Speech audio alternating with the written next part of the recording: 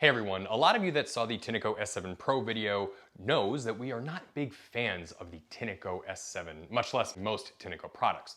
But rather than just crapping all over the product, what we thought we would do is be productive and offer Tineco some simple advice on how they can improve on the product, or for that matter, just how you can make a good vac mop in the first place. So I'm gonna dart down a list of things that I don't like and how I think that Tineco can improve upon it, making that unit actually worth buying and better. Number one on the list is their smooth power feature, where basically the wheels of the vac mop are supposed to move forward and back along with you to make navigating the unit easier. But unfortunately, we found that these wheels often move on themselves or move in the opposite direction that you're trying to go. They slip a lot and ultimately don't offer an improvement to the experience, and if anything, take away from it. It made the unit more complicated with more stuff to break. It also made it more expensive, just gimmicky all around. So how about just removing that feature altogether and chalk it up as a win? Next up on the list is the overly complicated self-cleaning system. Yes, I know that there are only 2 self-cleaning modes, but did you really need 2 of them?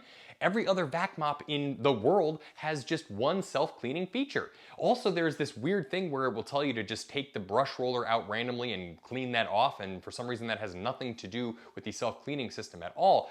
So what we advise Tineco does is, maybe in order to make the brush roller not smell as bad, either A, make it with antimicrobial silver lined fur, or like put a coating or something on it, kind of like Shark does. Or if that matter, just have one simplified self-cleaning system, and you can encourage people to take it out and let it dry, but don't offer them like a self-cleaning feature and then you have to then wash it separately as well. It's just more maintenance and more crap to confuse people. Number 3 on the list is the super gimmicky Ultra mode, which really is just the electrolyzed water mode. They should have just simply called it electrolyzed water mode, because Ultra mode sounds like it's actually going to clean better, and it doesn't. If anything, it cleans less good, but it's just using electrolyzed water for like an antimicrobial effect. Which, speaking of, is what they use when they're using the self-cleaning mode. So why does that make the brush roller still smell if it's using electrolyzed antimicrobial water?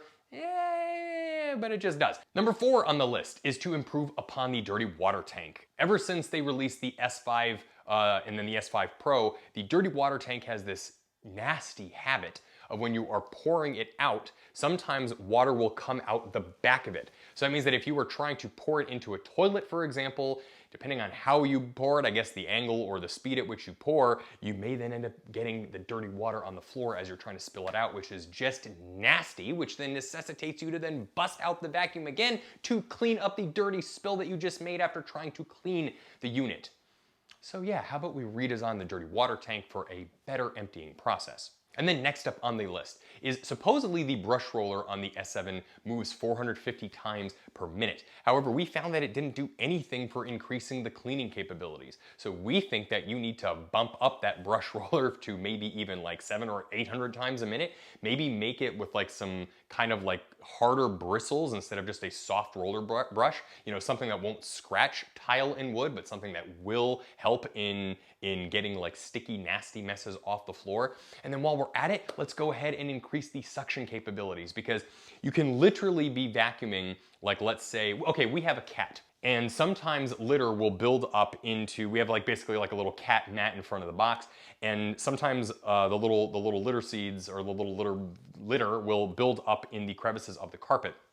Now, a traditional Dyson vacuum or even a Shark vacuum, one of these things, will just suck that up, no problem. Usually it just takes 1 or 2 passes. However, the Tineco, even with multiple passes, cannot suck up the cat litter in the crevices. So that just goes to show that the suction capabilities on these things, even in suction-only mode, is, well, disappointing. So there you go. We think that Tineco needs to simplify the interface. We think that they need to do something better with the brush roller, making it both scruffier, making it faster, as well as making it more antimicrobial. They need to get rid of the 2 self-cleaning modes. They need to make the operations on it more intuitive, and then get rid of those stupid spinning wheels.